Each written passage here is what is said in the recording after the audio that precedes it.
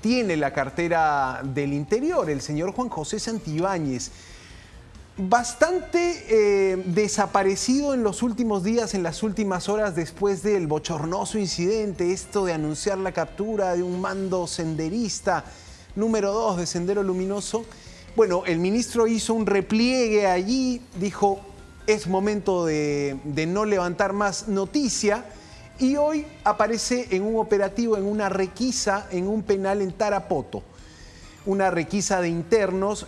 Vean las imágenes, porque me parecieron a una imagen que fue viral hace muchos meses, no en el Perú, les doy unas pistas, pero vean cómo fue la requisa hoy de internos en el penal de Tarapoto. Estaba el ministro del Interior, que de esta manera reapareció, ¿no?, luego del incidente con Iván Quispe Palomino. Vamos a ver las imágenes que han sido provistas por el Ministerio del Interior. No es material que haya sido grabado, digamos, por periodistas que acompañaron al ministro, ¿no? Esa distancia todavía se mantiene.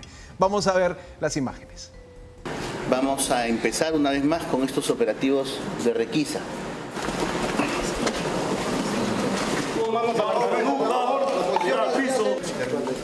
Vamos a empezar con la revisión personal. Resulta, y ahí que se, la misma posición. Buenas noches.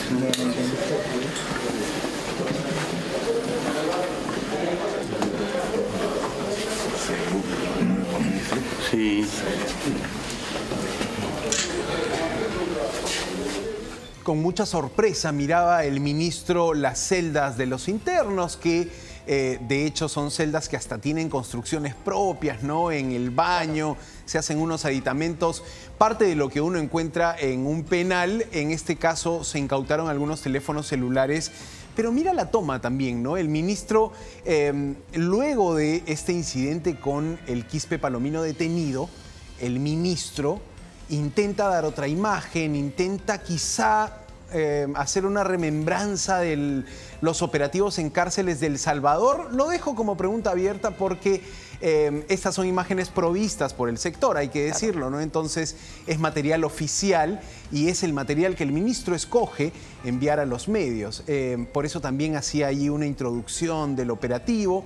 Ocurrió en Tarapoto en las últimas horas y esto es lo que hizo que el ministro no estuviera hoy en Palacio de Gobierno en la recepción al Señor de los Milagros. Claro, sin embargo, nada es coincidencia. El hecho de que no haya estado en Palacio de Gobierno hoy era un día importante, porque no solamente por el 18 de octubre, la procesión del Señor de los Milagros, que llega a Palacio de Gobierno, sino porque iba a haber un homenaje por parte de la presidenta. Incluso veíamos al canciller y al premier cargando el anda en algún momento, la presidenta sosteniéndola. Es un momento relevante para Palacio. Es más, estaba el alcalde de Lima, el cardenal, estaban todas las autoridades. El poder político. El poder político completo, estaban los ministros prácticamente completos, y que el ministro del Interior no haya estado, claro, no es que no estuvo y no hizo nada, porque han mandado esas imágenes para que no especules sobre su presencia. Pero el hecho de que no haya estado con la presidenta también te dice algo, ¿eh?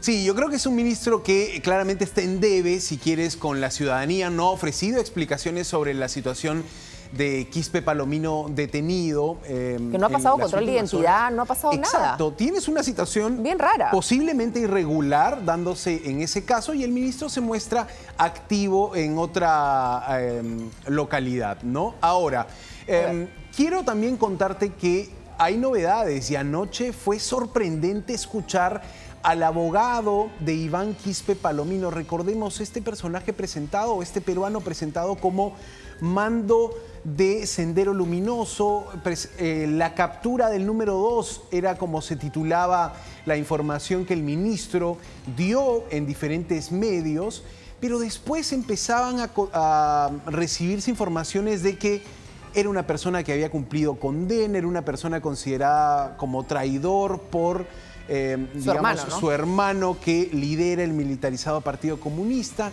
Y finalmente era importante escuchar al abogado que, lejos de decir mucho, sacó el pasaporte de Iván Quispe Palomino y dijo: este señor ha viajado fuera del país, ha pasado un control migratorio, ha pasado un control aduanero, ha tenido un chequeo biométrico para poder sacar su pasaporte, con lo difícil que era probablemente en los meses en los que sacó el pasaporte, sacar ese documento.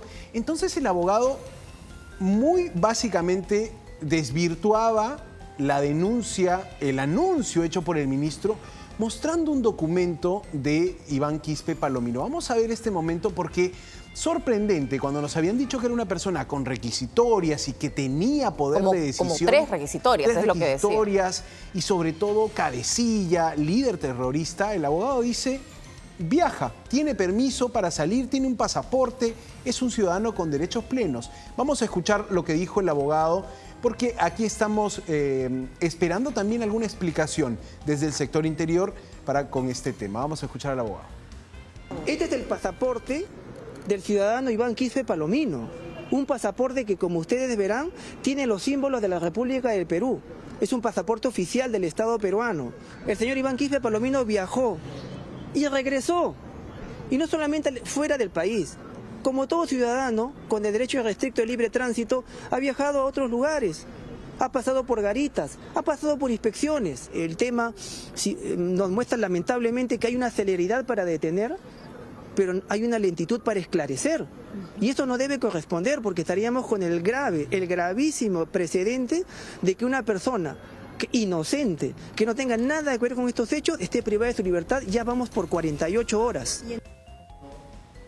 Compleja la situación y todavía falta una explicación en este caso, ¿no? El ministro, te decía, reaparecía hoy en esta requisa carcelaria, pero desde algunos sectores, no tanto de la política, porque sabemos que en el Congreso, donde podría hacerse un control a este ministro, más bien hay una suerte de aceptar lo que el ministro plantee.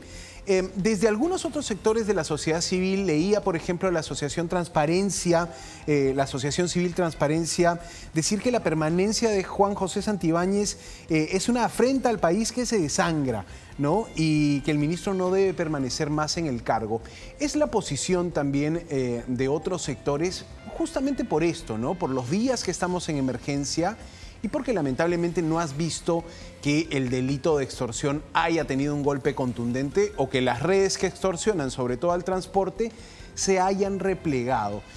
Ya los hechos bochornosos son las gotas que derraman el vaso en el caso ministerial, pero desde Palacio ni desde el propio sector hay ningún viso de que pueda el ministro dar un paso al costado. Pero es complicado, más aún si estás investigando el cofre, ¿no? Si esas conversaciones que asegura Culebra le pertenecen al ministro del Interior, el ministro dice no, pero más allá de decir no, no se ha sometido a un peritaje de voz para, en todo caso, determinar si es su voz o no es su voz, porque si alguien te está difamando de una manera tan contundente, tan terrible, lo primero que uno quisiera hacer es someterse a un peritaje para dejar evidencia que no tiene ninguna relación con esos audios y que al contrario puede demandar a esa persona que supuestamente lo está denunciando falsamente. Pero no hay eso y si es cierto, ¿cómo lo sacas del cargo? No, y tal cual, definitivamente ese peritaje que deben hacer los fiscales que investigan el caso Cofre es un peritaje que por lo menos ya se puede hacer, porque el caso Cofre ya claro, ha tenido una instancia previa y está en el momento donde puedes hacer peritajes. Ojo que por el caso Cofre, la presidenta, desde la Comisión de Fiscalización en el Congreso, se está decidiendo invitar a la presidenta o asistir a Palacio a tomarle una declaración. No creo que vayan, sobre qué hizo, ¿no? Cómo se movieron esos vehículos presidenciales. ¿A dónde fue finalmente, no? Que es un secreto de Estado, ¿no?